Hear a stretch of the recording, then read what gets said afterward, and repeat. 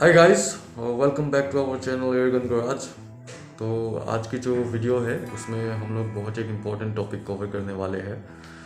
तो आज की जो टॉपिक है वो है how to clean, lubricate and maintain our break barrel air rifles. क्योंकि मेरी जो दादाजी है तो उनकी जो एयर राइफल्स है वो जब वो जवान थे तभी वो ख़रीदे थे, तो उन्होंने बहुत ही अच्छी तरीके से मेंटेन करके रखा था। तो आज तक वो एयरगन सही सलामत है, एकदम सही काम करती है। तो उनसे भी मैंने एक दो चीज़ें सीखी थी कि वो कैसे मेंटेन करते हैं अपने राइफल्स को। तो आज की वीडियो में हम लोग यही कवर करेंगे। तो जैसे कि ये टॉपिक तो आप लोग ने यूट्यूब में पहले भी देखी होगी, ये टॉपिक को लेके एयरगन क्लीनिंग एंड मेंटेनेंस के ऊपर, और मैंने भी देखी है। लेकिन उसमें कुछ चीज़ होते हैं, वो लोग बताते हैं सफाई कैसे करते हैं, मेंटेन कैसे करते हैं, लेकिन बहुत सी चीज़ें ऐसे हैं जो वो लोग कवर नहीं करते हैं। तो हम लोग के माइंड्स में डाउट्स रह जाते हैं। जैसे कि आपका, वो लोग तो बताते हैं कहाँ आपको एयरगन को पॉलिश करना है, बैरल के ऊपर, चैम्बर के ऊपर। लेकिन बैरल के भीतर इनसाइड में वो लोग कभी नहीं बोलते हैं कि उसके अंदर बैरल को लूप करो या ऑयलिंग करो। तो बात यह है कि ठीक है, बैरल के ऊपर तो हम लोग ने पॉलिश कर ली जिससे बैरल के ऊपर जंग नहीं लगेगा, लेकिन बैरल के अंदर में जब ऑयलिंग करने के लिए वो लोग वो चीज़ को कभी मेंशन नहीं करते हैं। व्हाट डज इट मीन कि बैरल के इनसाइड में क्या जंग नहीं लगती है, या बैरल के अंदर लूप करना नहीं चाहिए? अगर नहीं करना चाहिए तो जंग नहीं लगती है क्या? तो वैसे कुछ एक सवाल है। दूसरे कुछ ऐसे मन में सवाल आ सकते हैं, जैसे अ, आप लोगों ने कहाँ करना, पॉलिश करना है, कहाँ क्लीन करना है एयर राइफल को, वो सब लोग तो बताते हैं, लेकिन कब करना है, कितना टाइम के बाद करना है, तो वो सब चीज़ लेकिन बहुत से वीडियोस में कवर नहीं करते। तो आज ये वीडियो में हम लोग डिटेल में बताएंगे कि एयरगन्स को मेंटेन कैसे किया जाता है, क्लीन कैसे रखा जाता है, और ऑयलिंग वगैरह कैसे किया जाता है जिससे जंग नहीं रहेगी। बहुत अच्छी कंडीशन में आपकी एयर राइफल जो है, इसकी लॉन्जिटिविटी जो है वो और भी बढ़ जाएगी। तो चलिए देखते हैं। पहले ये जो एयर राइफल है, तो एज ए होल पहले ये एयर राइफल को देखते हैं। देखिए, जब आप एयर राइफल को यूज़ करते हैं, जब आपने शूटिंग वगैरह कर लिया, जब आपको अभी एयर राइफल को रखना है, रखने से पहले आप ये जो आउटर सरफेसेस है, जो आयरन्स की बनी होती है, जैसे ये आपका चैम्बर हो गया, बैरल हो गया, ये आपका लीवर हो गया, ट्रिगर हो गया, जितने भी आयरन्स के पार्ट है, आप इसको ऑयलिंग कीजिए। तो दो तरीके का ऑयल आता है। एक सिलिकॉन ऑयल आप लोग यूज़ कर सकते हैं, और दूसरा जो मैं पर्सनली यूज़ करता हूँ वो मैं जो हम लोग का जो नॉर्मल मशीन ऑयल होता है, मैं वही यूज़ करता हूँ। ये रही 40-50 रुपए की मिल जाती है। तो ये बहुत ही कमाल की ऑयल है। तो इसी चीज़ को मैं यूज़ करता हूँ जब शूटिंग वगैरह, मेरा शूटिंग सीज़न ख़त्म हो गया, तब जब मैं एयर राइफल को बैग में डाल के रखने से पहले, तो ये जो चैम्बर है इसको मैं ऐसा कपड़े में, ये ऑयल जो है इसका 1 या 2 बूंद कपड़े में डालकर, ये जो चीज़ है इसको बहुत अच्छे से पॉलिश करता हूँ। और बैरल जो है, बैरल को भी पॉलिश करता हूँ। जितने भी आउटर आपका जो सरफेसेस है, जो लोहे का बना हुआ है, आयरन का, वो सब चीज़ों को पॉलिश करता हूँ। जैसे आपका ये लीवर हो गया, ट्रिगर हो गया। तो बस ऐसे ही ये आपकी जो बैग है या राइफल केस है, आप उस पर डाल के रख सकते हैं। लेकिन अगर आप राइफल को बहुत दिनों तक यूज़ नहीं करेंगे, सपोज आप कहीं एक लॉन्ग हॉलीडे पे जा रहे हैं, तो आपकी राइफल को बहुत 20 दिन या 30 दिन तक राइफल को ऐसे ही रख के जाना है, तब तो आपको रेगुलर पॉलिश नहीं करनी पड़ेगी। तब आप क्या करेंगे कि ये जो आपका कपड़ा है, इस पर ज़्यादा से ज़्यादा ऑयल डालें और अच्छे से पॉलिश करें, ताकि यहाँ पे जो सरफेस है पूरा ऑयली होता रहे। थोड़ा मतलब जितना भी ये एक ऑयल का लेयर बन जाए, मतलब ज़्यादा थोड़ा ऑयल लगाए। तब आप अगर 20 या 30 दिन तक इसको बैग में डाल के ऐसे ही छोड़ के रख देंगे, तो उस पर जंग नहीं लगेगा। ठीक है। और अभी हम लोग बात करेंगे बैरल की। ठीक है, तो बैरल बैरल को साफ रखने के लिए दो तरीका होता है। एक जो है वो आपका ये बोर ब्रश है। ये बोर ब्रश से आप बैरल को साफ कर सकते हैं। ठीक है, ये 300 से 400 रुपये में आ जाती है। और सबसे जो कमाल का तरीका है बैरल को साफ करने का, मतलब बैरल का इनसाइड का बात कर रहा हूँ। इससे पहले तो हम लोग बैरल के आउटर सरफेस को पॉलिश करने की बात कर रहे थे, वो है क्लीन थ्रू। ओ सॉरी, इसको बोलते हैं पुल थ्रू। तो इसको कैसे करते हैं मैं एक बार दिखा देता हूँ। सबसे पहले आप इसको जब भी आप लोग क्लीन करें तो एक बात मन में रखें कि ये बैरल जो है अनकॉक रहे, अनलोडेड रहे, इसके अंदर कोई भी पैलेट्स ना रहे। ठीक है, तो इसको पहले कॉक कीजिए। कॉक करने के बाद ये जो बैरल है इसके भीतर आप एक ऐसा स्ट्रॉ ले लीजिए। आप बिना स्ट्रॉ का भी कर सकते हैं। और ये जो थ्रेड होता है, एक थ्रेड आप ले लीजिए। इसको एक थ्रेड को आप यहाँ पे टाई कर दीजिए। ठीक है, और आप नीचे में भी ऐसा टाई कर सकते हैं जिससे कि ये ऐसा गोल सा बन जाता है। ठीक है, तो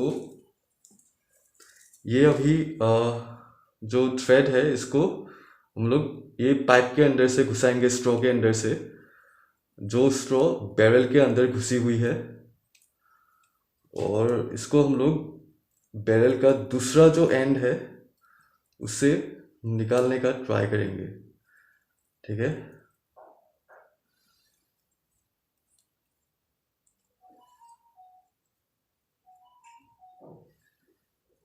देखिए शायद आ चुकी होगी, ये देखिए। ठीक है, तो अभी हम लोग क्या करेंगे, ये एंड में हम लोग एक पैच ले लेंगे, या आप लोग ऐसा टिश्यू पेपर का भी यूज़ कर सकते हैं। टिश्यू पेपर को ऐसा फोल्ड कीजिए, ये इसके अंदर में ऐसा घुसा दीजिए। ठीक है,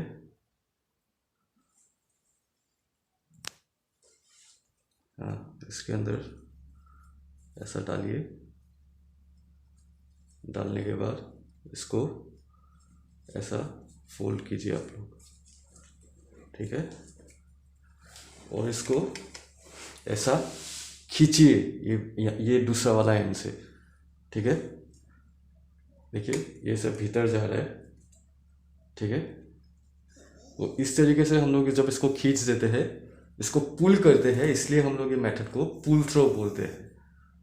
ठीक है, देखिए अब ये पैच पे थोड़ा बहुत काला काला लगा हुआ होगा, ये सब देखिए।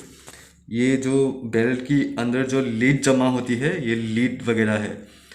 ठीक है, तो ये पुल थ्रो आपको 4 या 5 टाइम्स करना है, उससे ज़्यादा नहीं करना है। क्यों, वो भी मैं ये अभी वीडियो में बताऊंगा आपको।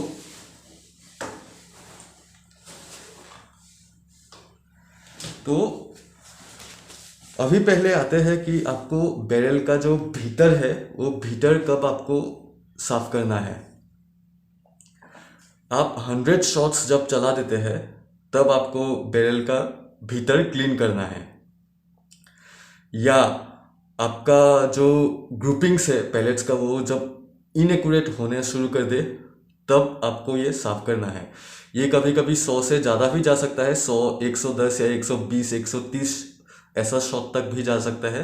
उसके बाद जो आपका पैलेट्स का ग्रुपिंग्स है वो थोड़ा इनएक्यूरेट होने लगता है, तब आपको ये जो बैरल का भीतर है उसको क्लीन करना है। ठीक है, और पुल थ्रो जो है वो सिर्फ 4 या 5 टाइम्स ही करना है। देखिए ऐसा क्यों होता है, जब आप ये कोई भी नया राइफल आप दुकान से खरीद के लाते हो तो ये जो बैरल का भीतर का चीज़ है वो इनसाइड में इट्स टोटली क्लीन। ठीक है, जिसके कारण आपको पहले जब आप नया राइफल से आप शूटिंग करते हो, आपको वो प्रिसीजन जो है, वो एक्यूरेसी है, इतनी जल्दी नहीं मिलती। आपको एटलीस्ट 100 या 200 शॉट्स पहले लगाना पड़ता है, उसके बाद जाके आपको पिन पॉइंट एक्यूरेसी मिलती है और अच्छी एक्यूरेसी या प्रिसीजन मिलती है। ऐसा इसलिए होता है क्योंकि ये जो बैरल के अंदर के जो राइफलिंग होता है ना, वो राइफलिंग में जब आप शुरू में 100 या 200 शॉट्स चला देते हो, तो यहाँ पे जो वो पैलेट्स का जो लीड होता है, वो लीड जगह यहाँ पे जमा होने लगता है। वो जमा होने के कारण ही बाद में आपका जो पैलेट्स है, वो पैलेट्स सही तरीके से बाहर जाता है और आपको एक्यूरेसी मिल जाती है। यानी कि बैरल के अंदर लीड का जो वो पाउडर वगैरह, टुकड़ा वगैरह होता है, वो होना ज़रूरी है आपकी एक्यूरेसी के लिए। अगर इसके अंदर, बैरल के अंदर पूरा साफ रहेगा, आपको वो एक्यूरेसी नहीं मिलेगी। उसके अंदर वो पैलेट का लीड होना थोड़ा बहुत ज़रूरी है, तभी जाके आपको एक्यूरेसी मिलती है। लेकिन होता क्या है, जब हम लोग शूट करते जाते हैं, फायर करते जाते हैं, तो लीड ज़्यादा जमा होना शुरू हो जाता है। तब ज़्यादा जमा होने से भी पैलेट इनएक्यूरेट थोड़ा हो जाता है और तब जाके हम लोग को वो साफ़ करना है। तो इसीलिए आपको 4 या 5 टाइम्स ही सिर्फ पुल थ्रो करना है। अगर आप ज़्यादा साफ़ कर देंगे तो लीड जो है वो ज़्यादा साफ़ हो जाएगा, आपको फिर और 20 to 30 शॉट्स एक्स्ट्रा चलाना पड़ेगा, कभी कभी 50 शॉट्स भी चलाना पड़ता है। यानी कि जब क्लीन कर लेंगे आप बैरल को तो 20 to 30 शॉट्स आपको ऐसे ही चलाना पड़ेगा, क्योंकि वो शॉट्स में आपको वो एक्यूरेसी नहीं मिलेगी। वो 20 to 30 शॉट्स में वो आपके बैरल के अंदर फिर वो लीड जमा होएगा। जमा होने पर आपको एक्यूरेसी मिलना शुरू होगा। इसीलिए बैरल के अंदर लीड रहना बहुत ही ज़रूरी है, ठीक है। लेकिन वो जो लीड है वो ज़्यादा भी नहीं होना चाहिए, वो एक अमाउंट पे रहना चाहिए, तभी जाके आपको वो एक्यूरेसी मिलेगा। तो बात आती है, तो बैरल के अंदर तो लोग कोई भी ऑयलिंग वगैरह करने को नहीं बोलते होंगे। क्यों नहीं बोलते हैं? बैरल के अंदर जंग नहीं लगता है क्या? ये एक क्वेश्चन है, ठीक है। तो होता क्या है, ये बैरल के अंदर जो लीड जमा होके रखता है ना, और हम लोग ने जो आपको सजेस्ट किया कि बैरल के अंदर लीड थोड़ा बहुत रहना चाहिए, वो क्या होता है, वो जो लीड है ना, वो एक हाईली कोरिजन रेजिस्टेंट मेटल होता है, जिसके लिए वो बैरल का जो अंदर में रस्ट होने से आपको रस्ट नहीं होने के लिए हेल्प करता है। इसीलिए वो जो द प्रेजेंस ऑफ लीड है बैरल के अंदर, उससे रस्टिंग नहीं होता है, ठीक है। और लीड अपने आप में ही, लीड का जो पाउडर होता है वो अपने आप में ही एक ल्यूब की तरह काम करता है, लुब्रिकेंट की तरह, ठीक है। इसीलिए तो, लेकिन मैं अपनी तरफ से आपको ये बोलूँगा कि जब आप 1000 शॉट चला ले, 1000 शॉट्स, तो ये जब आप पुल थ्रो करते हैं तो इस पे एक बूंद ऑयल डाल के 2 बार पुल थ्रो कर डाले, ठीक है।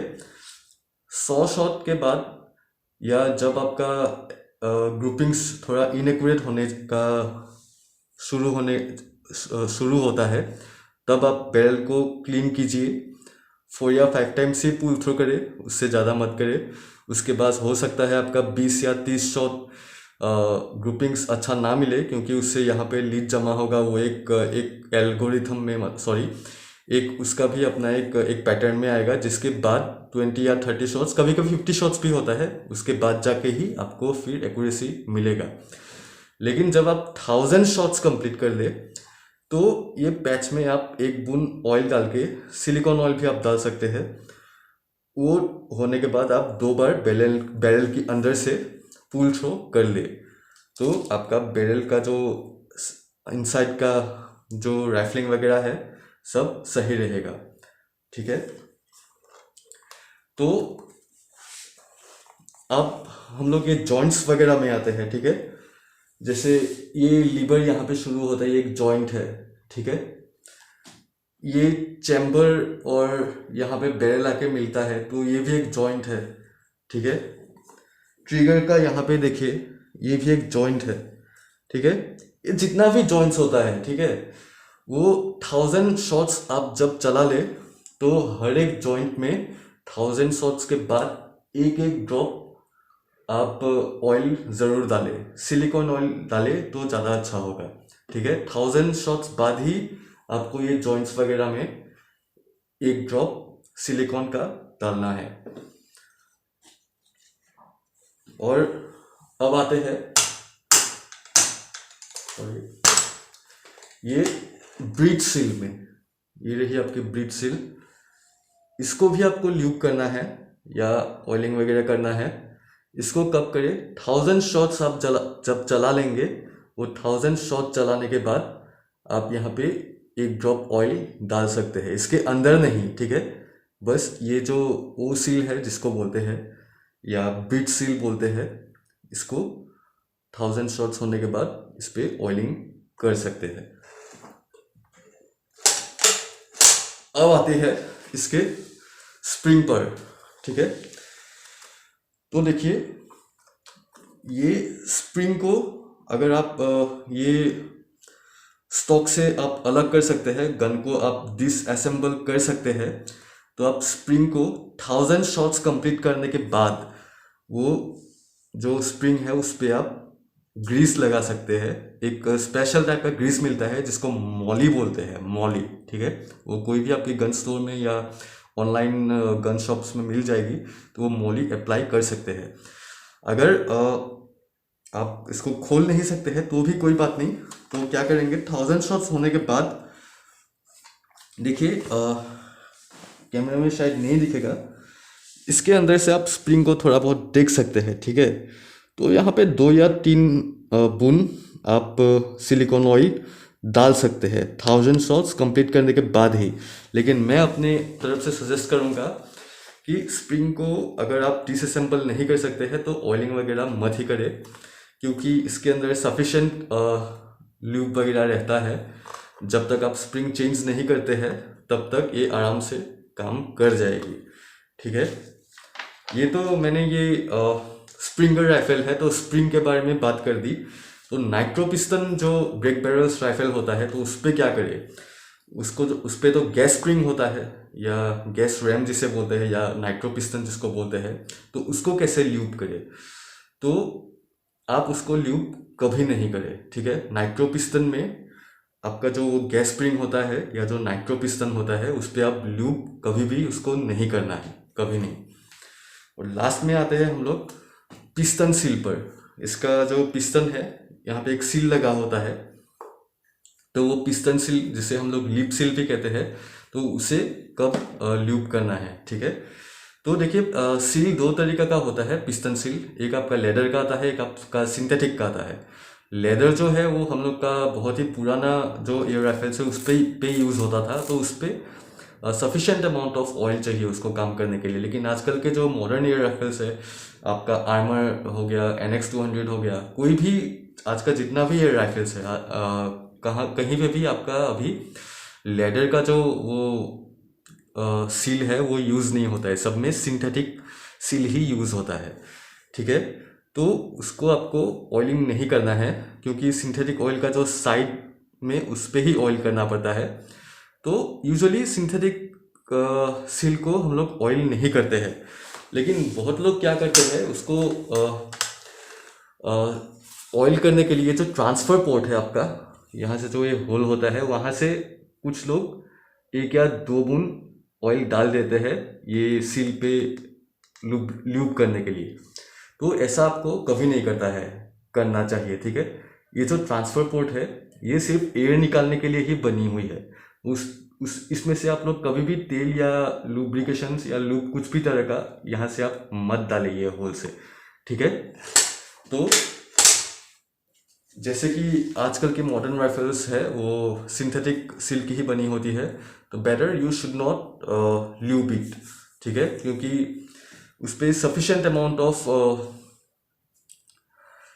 लुब्रिकेशंस पहले से ही होता है, तो जब तक आप उसको स्प्रिंग को रिप्लेस नहीं करना है वो तब तक के लिए आराम से आपको काम चल जाएगी। ठीक है, तो बेटर ये सिलेंडर के अंदर का जो चीज़ है उस पर आप ल्यूब मत ही करें।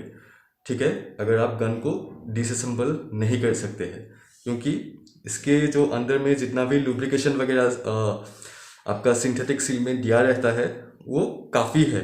मतलब जब तक आप स्प्रिंग को रिप्लेस नहीं करते हैं तब तक के लिए वो आराम से आपको सफिशेंट अमाउंट ऑफ उस पर लुब्रिकेशन दिया रहता है, तो जिससे आपकी राइफल सही सलामत रहती है। ठीक है, तो आई होप गाइज कि आज का जो वीडियो है वो बहुत ही आपके लिए इंफॉर्मेटिव रही होगी। तो thanks for watching this video till the and. Do like this video if you have found it informative, and subscribe to our channel and stay tuned to Airgun Garage. Thank you.